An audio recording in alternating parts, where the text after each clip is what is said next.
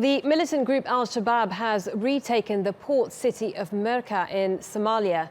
African Union troops held the strategic city 100 kilometers southwest of the capital Mogadishu for 3.5 years. The loss of the port is a huge setback for the multinational force.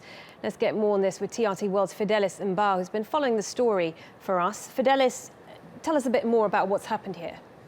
Well, it was more like a gradual recovery of a city they had lost. That's talking about Al-Shabab, because after the last about 3 weeks attack on the Kenyan troops and they withdrew, it's been difficult for the African Union to actually maintain enough troops across its bases, in southern Somalia. So what they did is early Friday morning, they withdrew their troops from Merca, and then al-Shabab militants just came in. It wasn't like there was a fight.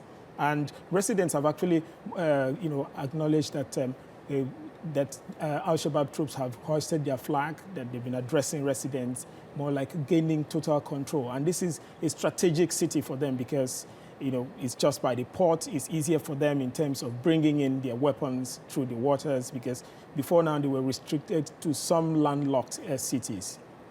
What's the bigger picture here, Fidelis? Are we seeing a real resurgence in al-Shabab in the region?